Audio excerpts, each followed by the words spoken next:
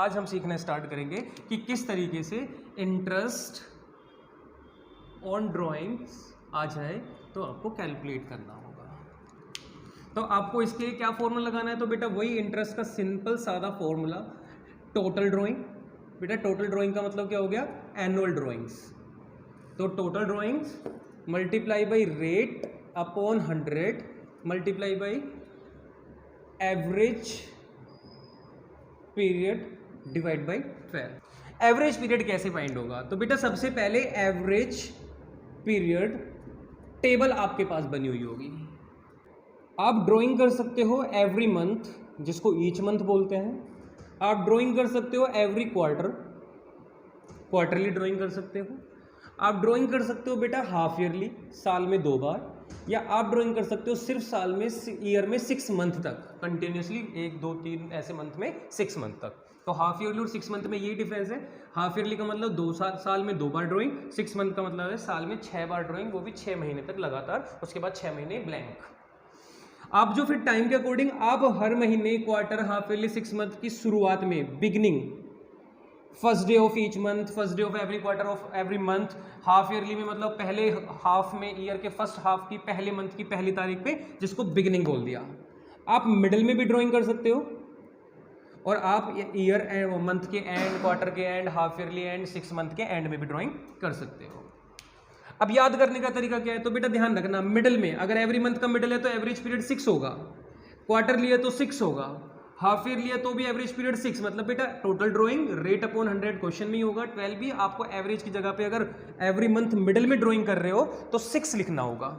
अगर क्वार्टरली आप मिडिल में कर रहे हो तो आपको 6 लिखना होगा एवरेज पीरियड की जगह पे।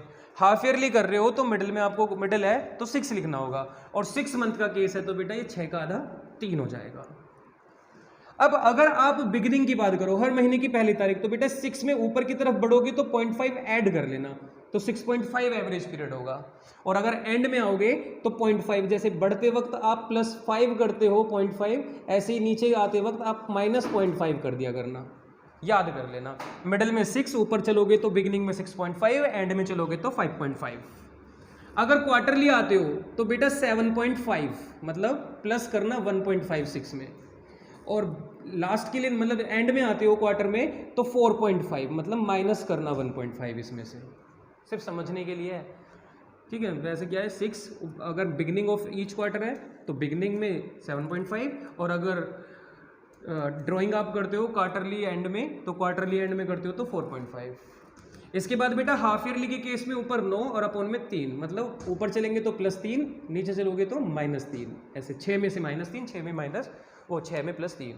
और बेटा 6 मंथ का केस होगा तो यहाँ पे आपको लिखना होगा 3.5, अब नीचे चलोगे तो 2.5, क्योंकि ये मंथली ड्राइंग है सिर्फ 6 महीने तक, तो जैसे यहाँ पे 0.5 था वैसे यहाँ 0.5 है, 0.5 प्लस 0.5 माइनस, तो ये एवरेज पीरियड है।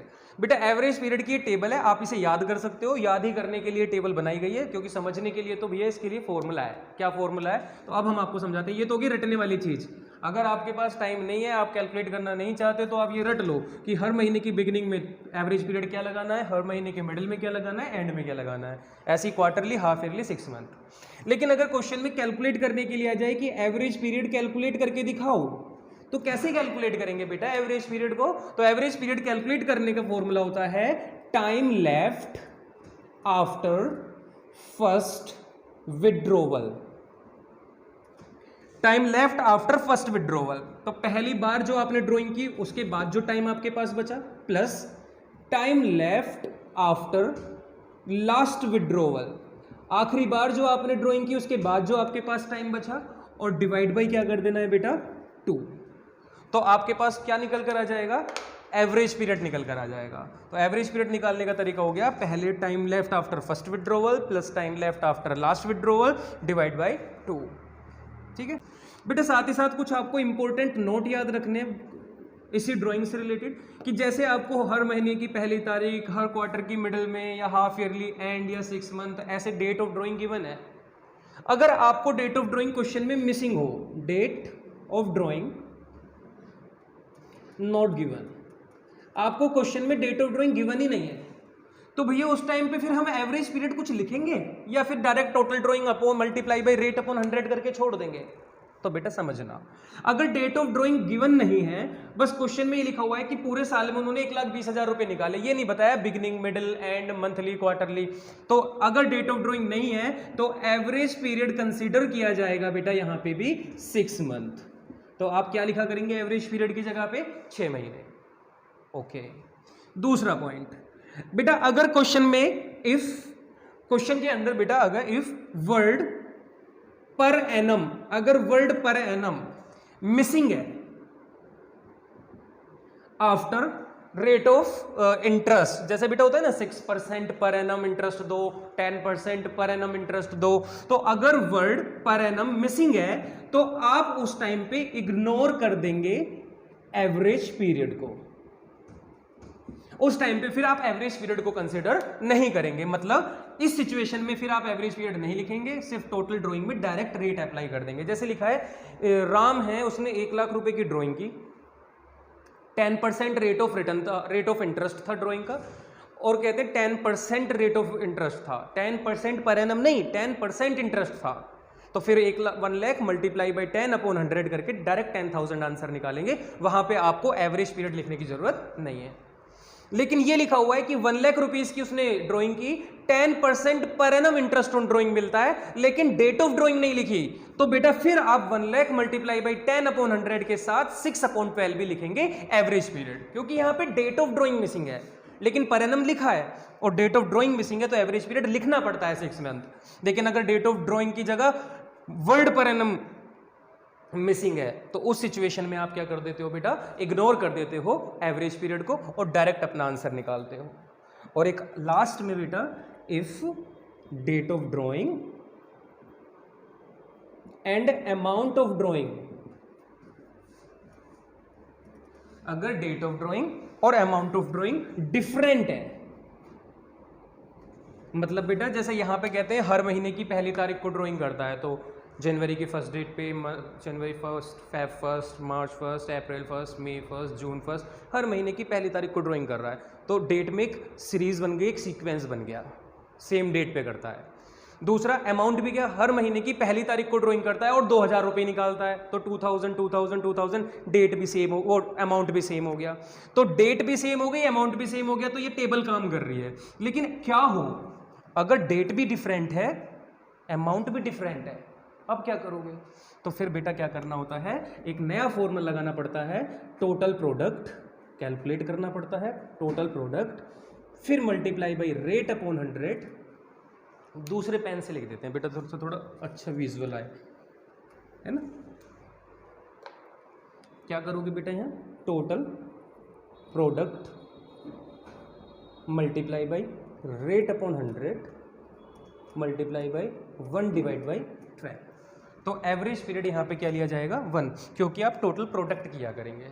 टोटल प्रोडक्ट कैसे करते हैं उसके लिए बेटा हम आपको यहाँ पे थोड़ा सा हल्का सा हिंट दे देते हैं। जैसे कि आपने ड्राइंग की 2015 के लिए आप काम कर रहे हो, तो आपने 1 अप्रैल को ड्राइंग की, फिर आपने की बेटा 30 सितंबर को, फिर आपने की बेटा 31